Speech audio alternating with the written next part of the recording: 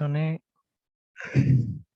একটা অর্গানাইজেশনকে কিভাবে অর্গানাইজ রাখা যায় বা একটা অর্গানাইজেশনের এমপ্লয়ীদের কিভাবে অর্গানাইজ রাখা যায় বা অর্গানাইজেশনের যে সকল অ্যাসেট বা ক্যাপিটাল যেই সমস্ত বিষয়গুলো আছে আর কি, ঠিক আছে, সেইগুলা কিভাবে অর্গানাইজ রাখা যায় সেটা নিয়ে ডিল করে আর কি আমাদের অর্গানাইজিং পার্টটা, ঠিক আছে। আচ্ছা আচ্ছা, তো তার আগে দেখেন ফার্স্টে আমরা দেখি যে অর্গানাইজেশনাল স্ট্রাকচারটা কি। অর্গানাইজেশনাল স্ট্রাকচারটা কি বলা হচ্ছে, দেখেন, refers to how individual and team work within an organization are coordinate. তার মানে টিম ওয়ার্কটা কিভাবে একটা অর্গানাইজেশনে কোঅর্ডিনেট করা হয়, অথবা আমাদের অর্গানাইজেশনের যে ইন্ডিভিজুয়াল গুলা বা যারা এমপ্লয়ি তাদের মধ্যে কিভাবে কোঅর্ডিনেশন, মানে তারা কিভাবে কোঅর্ডিনেট করে, সেইটার স্ট্রাকচারটাই হচ্ছে আপনার অর্গানাইজেশনাল স্ট্রাকচার, ঠিক আছে, অর্গানাইজেশনাল স্ট্রাকচার। আচ্ছা, সো আসলে এক একটা অর্গানাইজেশনের স্ট্রাকচারটা আসলে এক এক রকম হতে পারে, ঠিক আছে। এক একটা অর্গানাইজেশনের স্ট্রাকচার আসলে এক এক রকম হতে পারে। কেন হইতে পারে? কারণ এক একটা অর্গানাইজেশনের টাস্ক আসলে এক এক রকম। আপনি যদি বিকাশের কথা চিন্তা করেন, বিকাশ যে কোম্পানিটা বা বিকাশ যে অর্গানাইজেশনটা, তাদের টাস্ক কিন্তু আলাদা। আবার আপনি যদি অন্য একটা কোম্পানির কথা চিন্তা করেন, ধরেন আপনি একটা ফার্মাসিউটিক্যাল কোম্পানি, ধরেন স্কয়ারের কথা যদি চিন্তা করেন, তাদের টাস্ক কিন্তু আলাদা। বিকাশ আসলে অনলাইন ট্রানজাকশন বেসড একটা কোম্পানি। আবার স্কয়ার ফার্মাসিউটিক্যাল কোম্পানির কথা যদি চিন্তা করেন, তারা কি, তাদের কাজ কি, তাদের মেইন কাজ হচ্ছে ড্রাগ প্রডিউস করা, ঠিক আছে। সো তার মানে কি, এক একটা অর্গানাইজেশনের কাজ কিন্তু এক এক রকম, এবং তাদের এনভায়রনমেন্টটাও কিন্তু অন্যরকম। So, এক এক অর্গানাইজেশনের টাস্ক এবং এনভায়রনমেন্ট যেহেতু অন্যরকম, সো তাদের অর্গানাইজেশনাল স্ট্রাকচারটাও আসলে কি, ডিফারেন্ট হওয়া উচিত, ঠিক আছে, ঠিক আছে। সো তার মানে এক একটা অর্গানাইজেশনের স্ট্রাকচারটা এক এক রকম, ঠিক আছে। সো আচ্ছা, সো একটা অর্গানাইজেশনের বিল্ডিং ব্লকস, মানে অর্গানাইজেশনের স্ট্রাকচারের বিল্ডিং ব্লকস হচ্ছে আপনার চারটা, ঠিক আছে, চারটা। সো তার মানে এই চারটা ফ্যাক্টর উপরে ডিপেন্ড করে একটা অর্গানাইজেশনের স্ট্রাকচারটা গড়ে ওঠে বেসিক্যালি, ঠিক আছে। এই চারটা চারটা ব্লকের উপরে ডিপেন্ড করে একটা অর্গানাইজেশনের স্ট্রাকচারটা আসলে গড়ে ওঠে। সেগুলো কি কি? সেন্ট্রালাইজেশন, ফর্মালাইজেশন, হায়ারার্কিক্যাল লেভেলস আর ডিপার্টমেন্টালাইজেশন। আচ্ছা, সো এক একটা অর্গানাইজেশনের এক এক রকম হবে। সো কোনো কোনো অর্গানাইজেশনের সেন্ট্রালাইজেশনটা বেশি থাকতে পারে, ফর্মালাইজেশনটা কম থাকতে পারে। আবার কোনো কোনো অর্গানাইজেশনের সেন্ট্রালাইজেশনটা কম থাকতে পারে, ফর্মালাইজেশনটা বেশি থাকতে পারে। আবার কোনো অর্গানাইজেশনের সেন্ট্রালাইজেশন, ফর্মালাইজেশন, হায়ারার্কিক্যাল লেভেলসটা কম থাকতে পারে, বাট ডিপার্টমেন্টালাইজেশনটা বেশি থাকতে পারে। সো এইরকম বিভিন্ন ভ্যারিয়েশনের, মানে এই বিল্ডিং ব্লকস গুলার ভ্যারিয়েশনের মাধ্যমে এক একটা অর্গানাইজেশনের আসলে স্ট্রাকচারটা বেসিক্যালি গড়ে ওঠে, ঠিক আছে। এখন আমরা দেখবো যে আমাদের এই বিল্ডিং ব্লকস গুলা বেসিক্যালি কি কি। এই বিল্ডিং ব্লকস গুলা বেসিক্যালি কি কি? ফার্স্টে আমরা দেখবো হচ্ছে সেন্ট্রালাইজেশন। আচ্ছা, সো সেন্ট্রালাইজেশন জিনিসটা কি, দেখেন, degree to which decision making authority is concentrated at higher levels in an organization. আচ্ছা, ব্যাপারটা এরকম যে ধরেন আপনার অর্গানাইজেশনে যত ডিসিশন, মানে ডিসিশন নেওয়ার যত কাজ বা যত ডিসিশন হয়, সব ডিসিশনই বা সব ডিসিশন মেকিং এর অথরিটিটাই ধরেন আপনার কোম্পানির যে হেড বা যে সিইও, তাকে ধরেন দিয়ে দেওয়া আছে, ঠিক আছে। সো ডিসিশন মেকিং অথরিটিটা সিইও কে দেওয়া, ঠিক আছে। বা ধরেন আপনার কোম্পানির যত ছোটখাটো ডিসিশন থেকে শুরু করে যত বড় প্রকারের ডিসিশন, সবগুলো ডিসিশনে ধরেন আপনার সিইও ইনভলভ থাকে, বা সবগুলো ডিসিশন সিইও আপনার নিজের হাতে ডিসিশন গুলো নেয় আর কি, ঠিক আছে। তো তার মানে আপনার অর্গানাইজেশনটা হচ্ছে অনেক বেশি সেন্ট্রালাইজড, ঠিক আছে। আপনার অর্গানাইজেশনটা আসলে অনেক বেশি সেন্ট্রালাইজড, কারণ কি, ছোট থেকে একদম সামান্য ছোটখাটো ডিসিশন থেকে শুরু করে বড় ডিসিশন, সবকিছুই আসলে আপনার কোম্পানির সিইও নিচ্ছে বা হায়ার লেভেলের অথরিটি নিচ্ছে। তো তার মানে আপনার অর্গানাইজেশন হচ্ছে আসলে অনেক বেশি কি, অনেক বেশি সেন্ট্রালাইজড, ঠিক আছে। বা আপনার অর্গানাইজেশনের সেন্ট্রালাইজেশনটা আসলে অনেক বেশি। আচ্ছা, সো এখন আমরা দেখি ডিসেন্ট্রালাইজেশন বা ডিসেন্ট্রালাইজ সিস্টেমটা কি। এটাতে হচ্ছে give more authority two lower level employees. তার মানে এই ডিসেন্ট্রালাইজ সিস্টেমে কি হয়, ডিসেন্ট্রালাইজ সিস্টেমে সিইও সবসময় বা যারা আপার লেভেলের যারা এমপ্লয়ি, তারাই সবসময় সব ডিসিশন নেয় না। তারা তাদের নিচে যারা কাজ করে বা যে লোয়ার লেভেলের যারা এমপ্লয় তাদেরকেও কিছু ডিসিশন নেওয়ার অথরিটি দিয়ে দেয়। ঠিক আছে, কিছু ডিসিশন নেওয়ার অথরিটি দিয়ে দেয়। ব্যাপারটা কি রকম? ধরেন আপনার একজন সিইও আছে, ঠিক আছে, এই সিইও এবং এই সিইওর আন্ডারে ধরেন আরো 2জন ম্যানেজার কাজ করে, এবং এই 2জন এই ম্যানেজারের আন্ডারে ধরেন 100 জন কাজ করে, এই ম্যানেজারের আন্ডারে ধরেন 100 জন কাজ করে। ওকে, সো ধরেন সেন্ট্রালাইজ সিস্টেমে যেটা হবে, সেটা হচ্ছে যে সিইও সবসময় সব টাইপের ডিসিশন নিবে। বাট আপনার সিস্টেম যদি ডিসেন্ট্রালাইজড হয়, তখন সিইও তাদের ম্যানেজারকে বলবে, সিইও তার যে 2জন ম্যানেজার আছে তাদেরকে বলবে যে আচ্ছা ম্যানেজার সাহেব, আমি ছোটখাটো সবকিছু ডিসিশনে এত বেশি নাক গলাইতে চাই না, আমি এই ডিসিশন নেওয়ার পাওয়ারটা বা ডিসিশন নেওয়ার অথরিটিটা আমি আপনাদের হাতে দিয়ে দিলাম। আপনাদের বিবেক বুদ্ধি চিন্তা ভাবনা করে যেই ডিসিশনটা বেটার মনে হয় আপনারা সেটা ডিসিশন দিবেন। ছোটখাটো সব ডিসিশন নেওয়ার ক্ষেত্রে আমাকে ইনভলভ করা লাগবে না। ঠিক আছে, ছোটখাটো সব ডিসিশন নেওয়ার ক্ষেত্রে আমাকে ইনভলভ করা লাগবে না। এটাই হচ্ছে আপনার ডিসেন্ট্রালাইজেশন। ঠিক আছে, এটাই হচ্ছে আপনার ডিসেন্ট্রালাইজেশন। মানে আপনার আপনার আপনার যারা লোয়ার লেভেলের এমপ্লয়ি তাদেরকে আপনি রাইট দিয়ে দিচ্ছেন, বা তাদেরকে আপনি পাওয়ার বা অথরিটি দিয়ে দিচ্ছেন যে আপনারা নিজেদের মতো ডিসিশন নিয়ে নেন। সবসময় আমি উপরের লেভেলের ম্যানেজার বা আমি উপরের লেভেলের এমপ্লয়ি অর্গানাইজেশনের, সবসময় সব ডিসিশনে আমাকে ইনভলভ করতে হবে না। আচ্ছা, এখন ডিসেন্ট্রালাইজ সিস্টেমে যেটা হয়, ডিসেন্ট্রালাইজড সিস্টেমে কি হয়, decisions can be made very quickly. কেন কুইকলি বলা হয়? দেখেন, যে যদি আপনার অর্গানাইজেশনের ডিসেন্ট্রালাইজড হয়, তাহলে দেখেন এই ম্যানেজারকে তো এই সিইও তো এই ম্যানেজারকে অথরিটি বা পাওয়ার দিয়ে দিছে যে ম্যানেজার সাহেব আপনি আপনার মতো ডিসিশন নিতে পারেন, সবকিছুতে আমাকে ইনভলভ করা লাগবে না। সো তার মানে কি, যদি কোনো একটা ডিসিশন নিতে হয়, ম্যানেজার নিজে নিজেই সুন্দরভাবে চিন্তা ভাবনা করে অ্যানালাইজ করে রিসার্চ করে ডিসিশনটা নিয়ে ফেলতেছে। ঠিক আছে, বাট সিস্টেমটা যদি সেন্ট্রালাইজ না হইতো তাহলে কি প্রবলেম হইতো দেখেন, যে ম্যানেজার সবসময় সিইও কে গুতাইতো যে বস আমাদেরকে ডিসিশন নিতে হবে, একটু দেখেন কি করা যায়, একটু তাড়াতাড়ি আমাদেরকে ডিসিশনটা নেন, আমাদেরকে একটু সাজেশন দেন। ঠিক আছে, ওই ক্ষেত্রে কিন্তু দেরি হয়ে যায়। ঠিক আছে, সো সেন্ট্রালাইজ সিস্টেম যদি সেন্ট্রালাইজ থাকে সেই ক্ষেত্রে কিন্তু মাঝে মাঝে কি দেরি হয়ে যায়। ঠিক আছে, আর লাস্টলি ডিসেন্ট্রালাইজ সিস্টেমের যেটা ভালো একটা অ্যাডভান্টেজ সেটা হচ্ছে provide greater level of fairness to employees. Fairness মানে হচ্ছে ধরেন মানে সবাই সমান ক্ষমতা, এরকম একটা ফিল আসে আর কি। ঠিক আছে, ফিলটা কিরকম দেখেন, সবসময় যদি সিইও সব ডিসিশন নেয়, তাহলে এই ম্যানেজাররা ভাববে যে আমরা কি ঘোড়ার ডিমের ম্যানেজার হয়েছি, সবসময় আমাদের বসই আমাদের উপরে নাক গলায়, বা সবসময় বসই ডিসিশন নেয়, আমরা যে ম্যানেজার আমাদের কোনো পাত্তাই নাই অর্গানাইজেশনে, এরকম একটা ভাব আসলে চলে আসতে পারে। বাট যদি সিস্টেমটা ডিসেন্ট্রালাইজড হয়, তাহলে ম্যানেজারদের মনে হয় যে আচ্ছা আমরা অর্গানাইজেশনের একটা পার্ট, আমাদেরকে এরকম পাওয়ার দেওয়া হয়েছে, এরকম অথরিটি দেওয়া হয়েছে। So, তাদের নিজেদের মধ্যে মনে হয় হ্যাঁ সবকিছু তার মানে ফেয়ারলি হচ্ছে। ঠিক আছে, এই ফিলটা আসে আর কি অর্গানাইজেশনের সব মেম্বারদের মাঝখানে।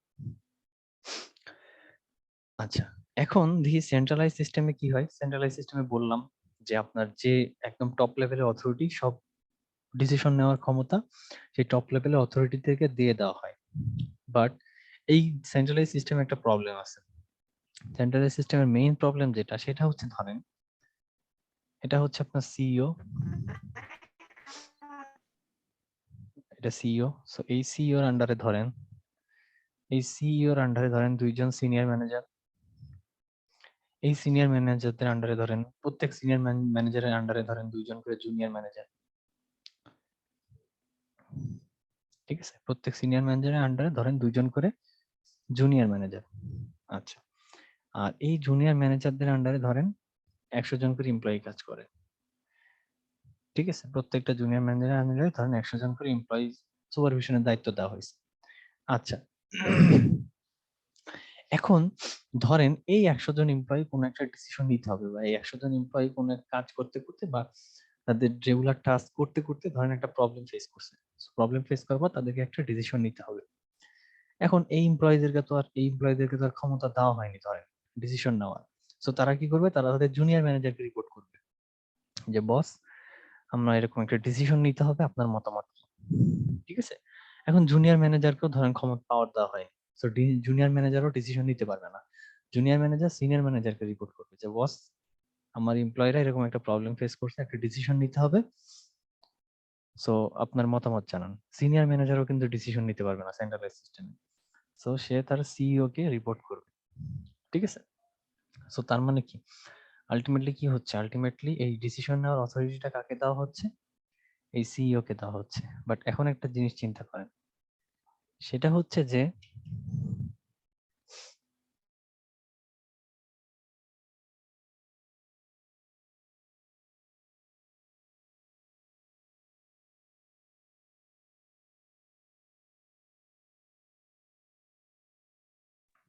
তো তার মানে কি হলো দেখেন, সরি ফর দ্য ইন্টারাপশন।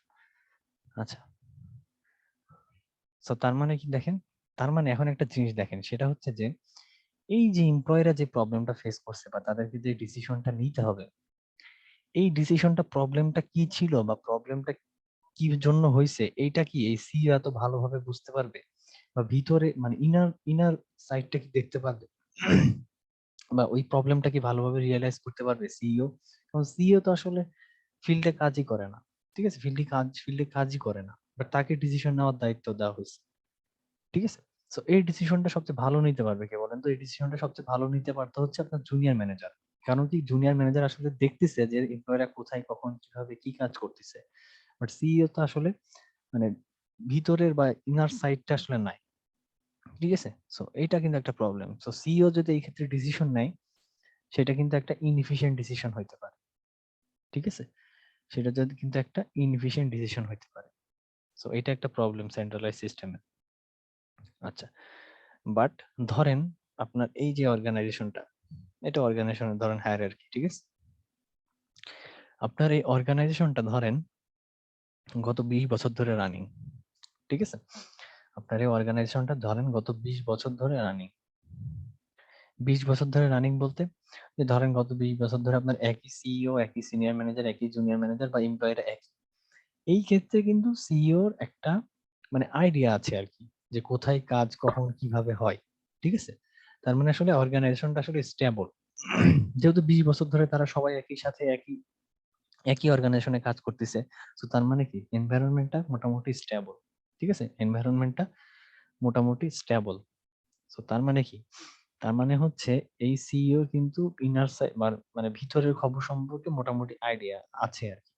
সেই ক্ষেত্রে হয়তো সিইও কে একটা ডিসিশন নিতে দেওয়া হইলে সে মোটামুটি একটা ডিসিশন নিতে পারবে, ঠিক আছে, একটা মোটামুটি ডিসিশন নিতে পারবে।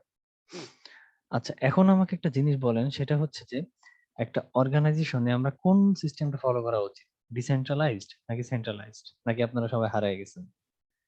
ডিসেন্ট্রালাইজ। তবে স্যার কিছু কিছু সেন্ট্রালাইজ থাকা দরকার, আর না হলে তো অনেকটা এলোমেলো হয়ে যাবে হ্যাঁ, যদি একবার এক্স্যাক্টলি। ছেড়ে দেওয়া হয়। হ্যাঁ, সো আপনি ঠিকই ধরছেন আসলে একটা। সবকিছুর মূলেই সেন্ট্রালাইজ হতে হবে স্যার, সেন্ট্রালাইজ না হলে তো কিভাবে কি। মানে ঠিক আছে, বাট স্যার অর্গানাইজেশন এটা ভেরি করে, আর স্যার বিভিন্ন অর্গানাইজেশনের উপরে ভেরি করে। এখন এক একটা অর্গানাইজেশন এক এক রকম, মানে কর্পোরেশন লেভেলে আছে, প্রোডাকশন লেভেলে আছে। এখন ওই বিভিন্ন ক্ষেত্রে বিভিন্ন ভাবে ভেরি করে। সেন্ট্রালাইজেশন কোথাও দরকার, আবার কোথাও ডিসেন্ট্রালাইজ হইলেও প্রবলেম। তো তার মানে আমাদের যেটা করা উচিত সেটা হচ্ছে যে দুইটার মধ্যে একটা ব্যালেন্স রাখা উচিত আর কি। ঠিক আছে, দুইটার মধ্যে ব্যালেন্স রাখা উচিত, মানে রাখা উচিত আর কি। কারণ যদি আপনার এইভাবে আমি সিস্টেমটা যদি আপনি ডিসেন্ট্রালাইজড করে দেন, তাহলে কিন্তু আপনার যারা এমপ্লয়ি তারা কিন্তু অনেক মানে ক্ষমতার অপব্যবহার যাকে বলে, ঠিক আছে, ক্ষমতার অপব্যবহার করতে পারে বা তারা অনেক রিল্যাক্সড হয়ে যাইতে পারে, উল্টাপাল্টা ডিসিশন নিতে পারে, ঠিক আছে। সো ডিসেন্ট্রালাইজড একটা প্রবলেম, ঠিক আছে। বাট ডিসেন্ট্রালাইজড কি দিলে, মানে যদি ডিসেন্ট্রালাইজড করা হয় সেই ক্ষেত্রে এমপ্লয়িরা আসলে মনে করে যে তাদের একটা মানে তাদের একটা এক্সিস্টেন্স আছে আর কি অর্গানাইজেশন, ঠিক আছে, এটা একদিক দিয়ে ভালো।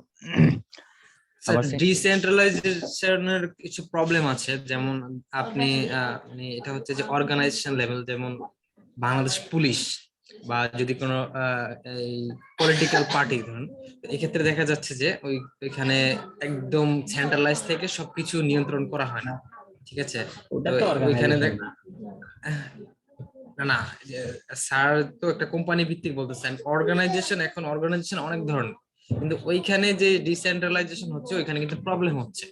ওইখানে প্রবলেম হ্যাঁ, হচ্ছে, মানে যেমন বাংলাদেশে যে কোনো ওইটাই একটা বলতেছি, হ্যাঁ এক্স্যাক্টলি, হ্যাঁ ওইটাই আমি বলতেছি যে ডিসেন্ট্রালাইজড হলে কিন্তু এই প্রবলেমটা হইতে পারে, ক্ষমতার অপব্যবহার হইতে পারে বা ডিসিশন নেওয়ার যে হ্যাঁ হ্যাঁ অথরিটিটা হ্যাঁ আপনাকে দেওয়া এক্স্যাক্টলি, হয়েছে জি স্যার। সেটার মিস ইউজ হইতে পারে, ঠিক আছে। আর সেন্ট্রালাইজে যে সমস্যাটা হইতে পারে সেটা হচ্ছে যে আপনাকে যদি কোনো রকম অথরিটি না দেওয়া হয়, আপনাকে মনে হবে, আপনাকে এতিম এতিম মনে হবে, যে ধর সব কাজে আমার বস আমার নাক গলায়। ঠিক আছে, এইরকম একটা ফিল ভিতরে আসতে পারে। ঠিক আছে, সো আমাদের কি করা উচিত? তবে স্যার আমাদের সেন্ট্রালাইজেশনটা দেখা গেছে বিভিন্ন প্রোডাকশন হাউস, বড় বড় কোম্পানি, ইন্ডাস্ট্রিতে থাকবে না। কারণ তাদের ক্ষেত্রে যদি সেন্ট্রালাইজেশন থাকে, যেমন ম্যাগনা গ্রুপ অফ ইন্ডাস্ট্রি, ওইখানে যেমন সিমেন্ট ফ্যাক্টরি আছে বা এগুলি আছে, এগুলো যদি সব সিইওর উপরে সবকিছু প্রোডাকশনের দায়িত্ব দিতে নিতে হয় একটা যে কোনো ডিসিশন, তাহলে দেখা যাচ্ছে যে তাদের অনেক কিছু গ্যাপ থেকে যাবে, এর মধ্যে কর্ম বন্ধ থাকবে বা যে কোনো প্রোডাকশন বন্ধ থাকবে সিইওর ডিসিশনের অপেক্ষা। তো সেই ক্ষেত্রে দেখা যাচ্ছে জুনিয়র ম্যানেজাররাই নিয়ে নেয়। মানে আমার অভিজ্ঞতা থেকে আমি বলছি আর কি, যে আচ্ছা এখানে যে আচ্ছা আপনি 100 জন দেখাইছেন, 100 জন যেখানে আছে, যেখানে জুনিয়র ম্যানেজার, এজ এ আমি একজন জুনিয়র ম্যানেজার একটা সাইটে, সুগার ধরনের সুগার, ফ্রেশ সুগার সাইটে, এখানে দেখা যাচ্ছে একটা মেশিনের প্রবলেম দেখা দিয়েছে, বা এখন কি এই মেশিনটা কি পরিবর্তন করা লাগবে বা কি করা লাগবে, আমার এখানে মেশিন আরেকটা আছে, আমি ওটা ভালো, ওটাকে আমি কাজ করাই না, এখানে করাই দিলাম, তোমরা 100 জন কাজ করো। এক্ষেত্রে আমাকে আর সিনিয়রের কাছে যাইতে হলো না, আমার আপাতত এটা চলতেছে, প্রোডাকশন চলতেছে, দেন প্রোডাকশন চলার পর আমি যে মেশিনটা নষ্ট হয়েছে ওটার সম্পর্কে আমি পরে অবগত করবো যে মেশিনটা নষ্ট হয়েছে, এটা কি করা যায় বিষয়টা। হুম হুম সো তার মানে আমাদের অর্গানাইজেশনে ডিসেন্ট্রালাইজড, ঠিকই বলছেন আপনি, ডিসেন্ট্রালাইজড এবং সেন্ট্রালাইজড এর মাঝামাঝি একটা ব্যাপার রাখা উচিত, বা দুইটা ব্যালেন্স রাখা উচিত আর কি। ঠিক আছে, একদম কোনোটাই যদি আপনি কমপ্লিটলি ফলো করেন তাহলে কিন্তু সমস্যা আছে। ঠিক আছে, আচ্ছা, এরপর আমরা দেখবো হচ্ছে ফর্মালাইজেশন। ফর্মালাইজেশন জিনিসটা কি? ফর্মালাইজেশন হচ্ছে মানে যখন আপনার অর্গানাইজেশনের policy, procedure, job description, rules, এগুলা এক্সপ্লিসিটলি রিটেন থাকে বা এক্সপ্লিসিটলি আর্টিকুলেটেড থাকে বা এবং রিটেন থাকে, তাহলে বলতে হবে সেই অর্গানাইজেশনটা হচ্ছে আপনার আসলে অনেক বেশি ফর্মালাইজড।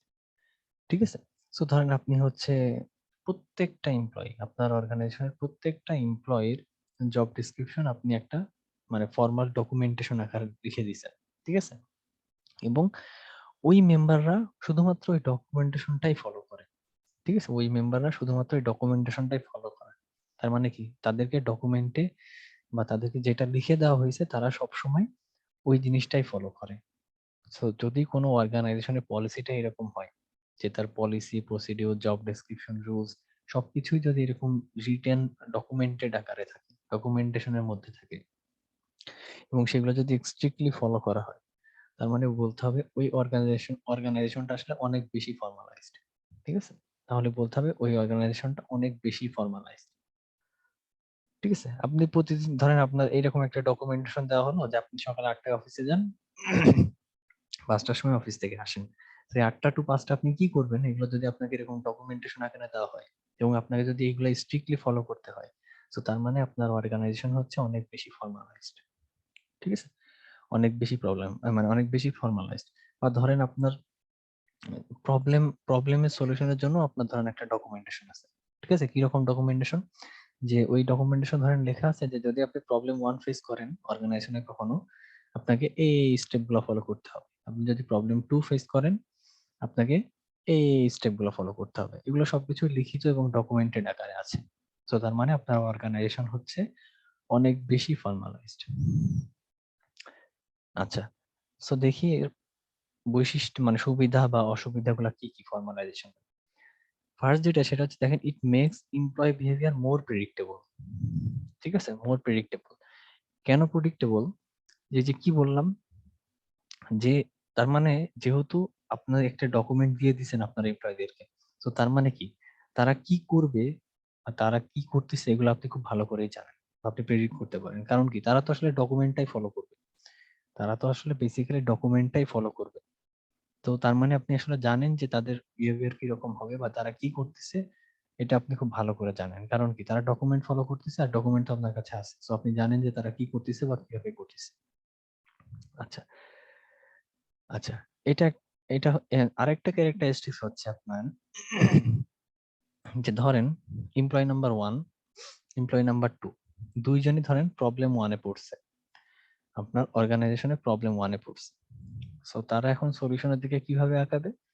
তারা হচ্ছে এই ডকুমেন্টেশনে যাবে, এই ডকুমেন্টেশনে যে দেখবে যে প্রবলেম 1 এর সলিউশন হিসেবে স্টেপস গুলা কি কি লেখা। ঠিক আছে, আবার এমপ্লয় 2 কি, এমপ্লয় 2 ডকুমেন্টেশনে যাবে, ডকুমেন্টেশন যে দেখবে যে প্রবলেম 2 এর সলিউশন গুলোর অ্যাপ্রোচটা কি কি। আবার ধরেন এমপ্লয় 3 ধরেন প্রবলেম 1 ফেস করছে, সেও কিন্তু এই ডকুমেন্টেশনে যাবে, যে দেখবে যে প্রবলেম 1টাকে কিভাবে ফেস করা যায়। ঠিক আছে, সো তাহলে দেখেন একটা জিনিস, সেটা হচ্ছে যে এমপ্লয় 1 এর প্রবলেম 1 সলভ করার অ্যাপ্রোচটা যেই রকম, এমপ্লয় 3 এরও কিন্তু প্রবলেমটা সলভ করার অ্যাপ্রোচটা একই রকম। সো তার মানে কি, তার মানে আপনার অর্গানাইজেশনে কোথাও যদি কোনো এমপ্লয়ি প্রবলেম 1 ফেস করে, তারা কিন্তু এই সেম অ্যাপ্রোচে প্রবলেমটা সলভ করার চেষ্টা করবে। তো তার মানে অর্গানাইজেশনের বিহেভিয়ারদের মধ্যে, মানে অর্গানাইজেশনের প্রবলেম সলভ করার যে অ্যাপ্রোচটা, এটা কনসিস্টেন্ট অর্গানাইজেশনের সব জায়গায়। সব এমপ্লয়ি প্রবলেম 1 সলভ করার জন্য একই অ্যাপ্রোচ ফলো করতেছে। তো তার মানে তাদের অ্যাপ্রোচটা আসলে কনসিস্টেন্ট। ঠিক আছে, আচ্ছা এরপরে হচ্ছে যদি অনেক বেশি ফর্মালাইজড হয়ে যায়, ঠিক আছে, আপনার অর্গানাইজেশন যদি অনেক বেশি ফর্মালাইজড হয়ে যায়, তাহলে কিন্তু এমপ্লয়ীদের ইনোভেটিভনেসটা কমে যাবে। কমে যাবে। কেন কমে যাবে? আপনি একদম মুখস্থ বুলির মতো ডকুমেন্টেশনে যা লেখা আছে 1 2 3 4 5টা টাস্ক এগুলাই করে যাচ্ছেন, প্রতিদিন একই কাজ করে যাচ্ছেন এবং ডকুমেন্টেশন যা লেখা তাই ফলো করতেছেন। সো তার মানে কি, তার মানে আপনাকে ক্রিয়েটিভ ওয়েতে আর থিঙ্ক করা লাগতেছে না, বা আপনার নিজের মাথা খাটিয়ে কিছু করা লাগতেছে না। প্রতিদিন 8টা টু 5টা একই কাজ আপনি করে চলে যাচ্ছেন। সো আপনার কি ইনোভেটিভনেসটা কমে যাচ্ছে, বা আপনাকে ওইরকম ক্রিটিক্যাল থিঙ্কিং করা লাগতেছে না। ঠিক আছে, আচ্ছা সো এই ফর্মালাইজ স্ট্রাকচার আরেকটা সমস্যা, সেটা হচ্ছে যে এই একই কাজ এই ডকুমেন্টেশন ফলো করে করতে করতে করতে করতে করতে একসময় এমপ্লয়িরা কিন্তু বোর্ড হয়ে যায়। ধরেন 20 বছর ধরে আপনি কাজ করতেছেন, 20 বছর ধরে সপ্তাহে 6 দিন আপনি সকাল 9টা টু 5টা একই কাজ করে চলে যাচ্ছেন ডকুমেন্টেশন ফলো করে। আপনার তো আর ভালো লাগবে না ওই সময়, আপনার মোটিভেশন কমে যাবে যে কি করতেছি আমি, গত 20টা বছর ধরে আমি একই কাজ করতেছি, একই অ্যাপ্রোচ, একই জায়গায় একই কাজ। সো আপনার মোটিভেশন কমে যাবে এবং আপনার জব স্যাটিসফ্যাকশনটাও অনেকটা কমে যাবে। ঠিক আছে, এটা কিন্তু ফর্মালাইজেশনের একটা প্রবলেম। আচ্ছা এরপর হচ্ছে হায়ারার্কিক্যাল লেভেলস। ঠিক আছে, সো একটা অর্গানাইজেশনে 2 ধরনের হায়ারার্কি থাকতে পারে। ঠিক আছে, একটা অর্গানাইজেশনে 2 ধরনের হায়ারার্কি থাকতে পারে। একটা হচ্ছে আপনার টল স্ট্রাকচারস, আর একটা হচ্ছে আপনার ফ্ল্যাট স্ট্রাকচারস। ঠিক আছে, টল স্ট্রাকচারটা কি? টল স্ট্রাকচারটা হচ্ছে, ধরেন আপনার সিইওর আন্ডারে সিনিয়র ম্যানেজারদের আন্ডারে 2 জন করে জুনিয়র ম্যানেজার, জুনিয়র ম্যানেজারদের আন্ডারে ধরেন অ্যাসিস্ট্যান্ট ম্যানেজার। ঠিক আছে, এই অ্যাসিস্ট্যান্ট ম্যানেজারদের আন্ডারে ধরেন 50 জন করে এমপ্লয়ি কাজ করে। সো এইটা হচ্ছে আপনার টল স্ট্রাকচার। কেন টল স্ট্রাকচার? যে দেখেন এইখানে আসলে মানে আপনার যে পজিশন বা আপনার যে র্যাঙ্কিং গুলা বা অর্গানাইজেশনের যে পোস্ট, সেই পোস্টের মধ্যে অনেকগুলা লেয়ার আছে। সিইও, তার আন্ডারে সিনিয়র ম্যানেজার, তার আন্ডারে জুনিয়র ম্যানেজার, তার আন্ডারে অ্যাসিস্ট্যান্ট ম্যানেজারের আন্ডারে ফিল্ডে যে এমপ্লয়িরা কাজ করেন তারা। ঠিক আছে, তো তার মানে কি এখানে দেখেন অনেকগুলো লেভেল না, অনেকগুলো লেভেল, 1টা লেভেল, 2টা লেভেল, 3টা লেভেল, 4টা লেভেল, 5টা লেভেল। সো যদি এরকম লেভেলের মানে এই ম্যানেজমেন্ট পুরা পুরা মানে এটা তো আমাদের অর্গানাইজেশনের পুরা স্ট্রাকচারটা।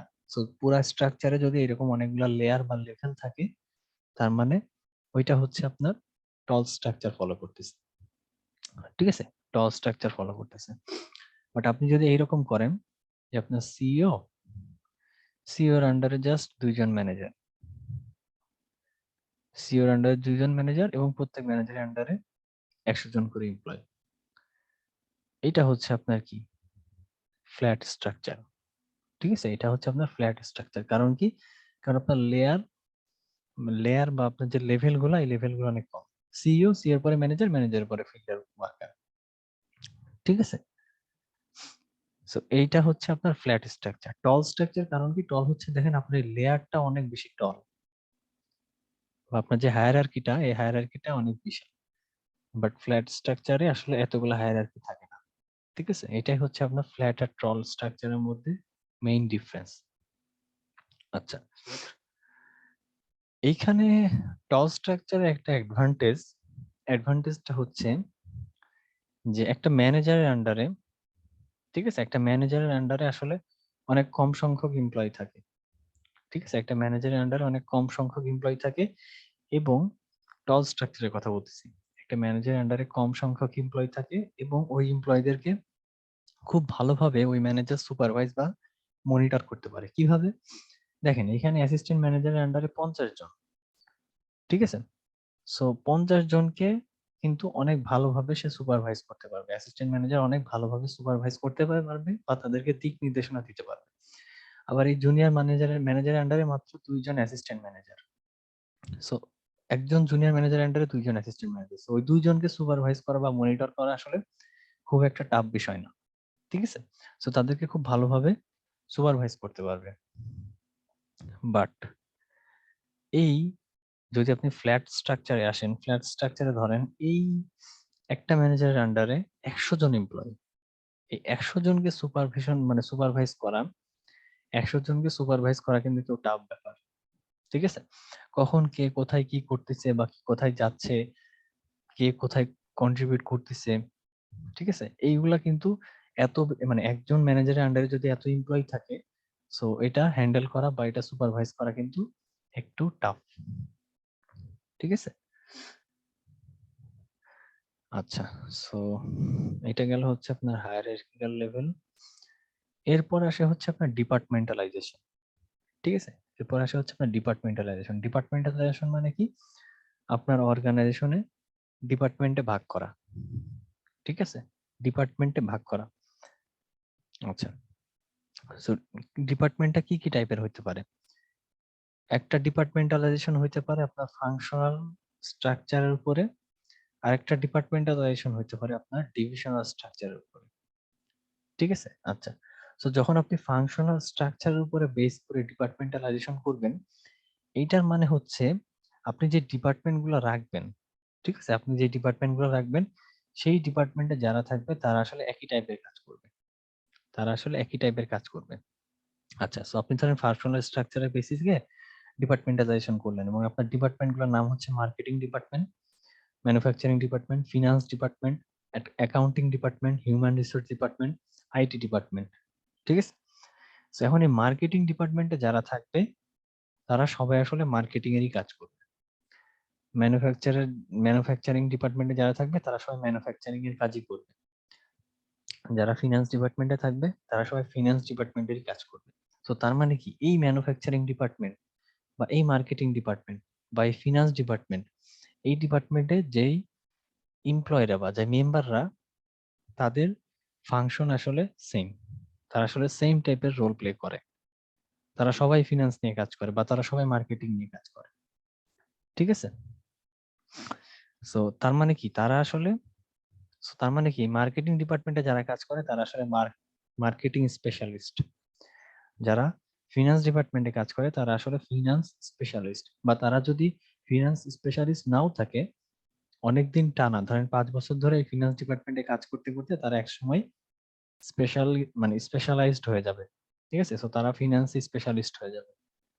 ঠিক আছে, সো এই জন্য বলা হয় ইচ পারসন সার্ভস আ স্পেশালাইজড রোল। ঠিক আছে, ঠিক আছে, সো তার মানে যদি ডিপার্টমেন্টালাইজেশনটা এরকম হয় যে প্রতিটা ডিপার্টমেন্টের যে মেম্বাররা তারা আসলে একই টাইপ কাজ করে বা তাদের ফাংশনটা আসলে সেম, সেটাই হচ্ছে আপনার ফাংশনাল স্ট্রাকচারের উপরে ডিপার্টমেন্টালাইজেশন। আচ্ছা, ডিভিশনাল স্ট্রাকচার উপরে বেস করে যদি আপনি ডিপার্টমেন্টালাইজেশন করেন, সেই ডিপার্টমেন্টালাইজেশনটা আসলে এইরকম হয় যে ধরেন আপনি একটা ডিপার্টমেন্ট করলেন, ঠিক আছে, কোন একটা প্রোডাক্টের উপরে বেস করে আপনি একটা ডিপার্টমেন্ট বানালেন। তো ধরেন আপনি আরএফএল এর কথাই চিন্তা করলেন। আরএফএল এর প্লাস্টিকের চেয়ার আছে, তাই না? আরএফএল এর প্লাস্টিকের চেয়ার আছে। সো এই প্লাস্টিক চেয়ারের জন্য আপনি একটা আলাদা ডিপার্টমেন্ট খুললেন আরএফএল কোম্পানিতে। আবার ধরেন আরএফএল এর কিন্তু মানে আরএফএল এর কি,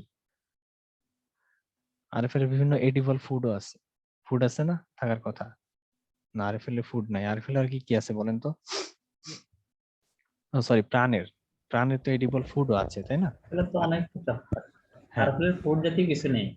আরএফএল এর কথা বলতেছেন, প্রাণের কথা। আরে আরএফএল টা তো প্রাণেরই, প্রাণ আরএফএল, তাই না? পানি আ- আছে স্যার, হ্যাঁ, তারপরে চানাচুর আছে। জি জি স্যার। সো ধরেন, প্রাণের অনেক কিছু আছে। হ্যাঁ, সো প্রাণের অনেক কিছু। সো প্রাণের একটা একটা পার্ট হচ্ছে ধরেন আর প্লাস্টিকের যে পার্টটা, আর একটা হচ্ছে এডিবল ফুড। এডিবল ফুড মানে যেই ফুড গুলা খাওয়া যায়, ঠিক আছে? সো এই প্লাস্টিকের পার্টটা নিয়ে ধরেন একটা ডিপার্টমেন্ট, এডিবল ফুডের পার্ট নিয়ে একটা ডিপার্টমেন্ট, ঠিক আছে? সো তার মানে কি, আপনি কি করলেন, আপনি হচ্ছে প্রোডাক্টের উপরে বেস করে আপনি কি করলেন, প্রোডাক্টের উপরে বেস করে আপনি ডিপার্টমেন্টালাইজেশন করলেন বা ডিপার্টমেন্ট বানালেন, আলাদা আলাদা ডিপার্টমেন্ট বানালেন, ঠিক আছে? আলাদা আলাদা ডিপার্টমেন্ট বানালেন। আবার ধরেন জিওগ্রাফিক লোকেশনের উপরেও কিন্তু আপনি করতে পারেন। সেটা হচ্ছে ধরেন আপনি রাজশাহী একটা ডিপার্টমেন্ট খুললেন, আবার ধরেন চিটাগাং একটা ডিপার্টমেন্ট খুললেন, আবার ধরেন ঢাকাতে একটা ডিপার্টমেন্ট খুললেন, ঠিক আছে? তো তার মানে কি, আপনি জিওগ্রাফিক্যাল লোকেশন উপরে বেস করে ডিপার্টমেন্ট ভাগ করছেন। সো এটাও কিন্তু এটাও একটা ডিপার্টমেন্টালাইজেশন, এবং সেটা ডিভিশনাল স্ট্রাকচার উপরে বেস করে, ঠিক আছে?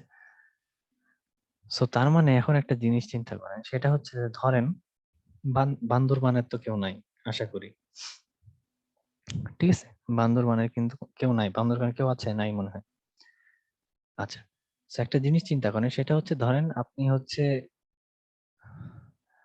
উম আপনি হচ্ছে ধরেন এই আরএফএল এর প্রাণের আরএফএল প্লাস্টিকের দায়িত্ব হিসেবে ধরেন মানে আমি ধরেন অর্গানাইজেশনের মালিক, আমি আপনাদের দুইজনকে দায়িত্ব দিলাম সাপোজ, ঠিক আছে? আমি আব্দুল কাশিম সাহেবকে আর রত্না খাতুনকে দায়িত্ব দিলাম যে আব্দুল কাশিম সাহেব আর রত্না ম্যাডাম, আপনারা দুইজন বান্দরবানে যাবেন, ঠিক আছে?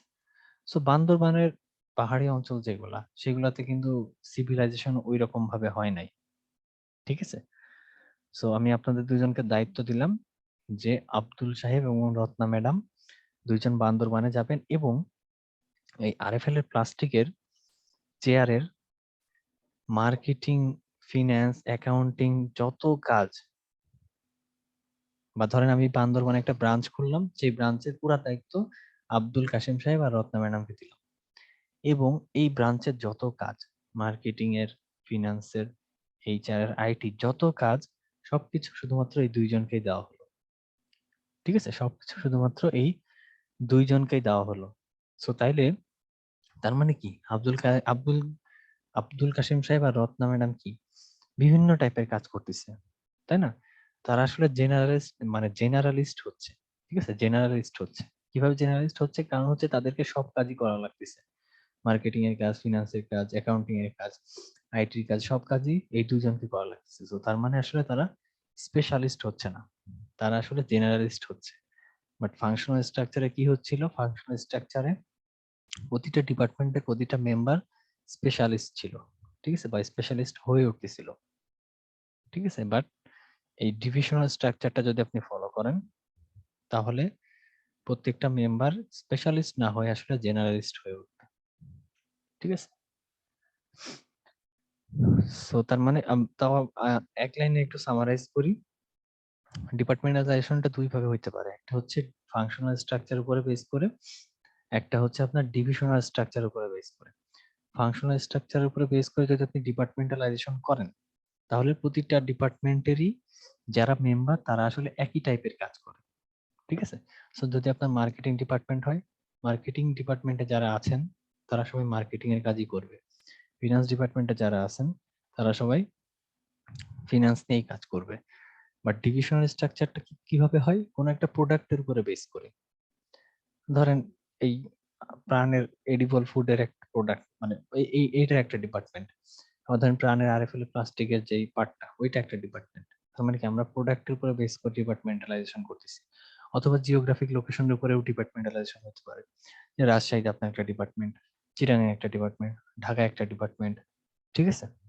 ওইটা হচ্ছে ডিভিশনাল স্ট্রাকচার উপরে বেস করে ডিপার্টমেন্টালাইজেশন। এবং এই ডিভিশনালে যেটা হয় সেটা হচ্ছে যে যে মেম্বাররা থাকে ডিপার্টমেন্টে তারা আসলে এরকম স্পেশালিস্ট হয় না যে তারা মার্কেটিং এ খুব এক্সপার্ট হবে বা তারা ম্যানুফ্যাকচারিং বা ফিনান্স বা অ্যাকাউন্টিং এ তারা খুব এক্সপার্ট হবে এরকম না। তাদেরকে আসলে সব কাজই করা লাগতে হইতে পারে। সো তারা স্পেশালিস্ট না হয়ে তারা জেনারেলিস্ট হইতে পারে। আচ্ছা, মিটিং এর সময় শেষ হয়ে যাচ্ছে, একটু কাইন্ডলি সেম লিংকে রিজয়েন দেন সবাই।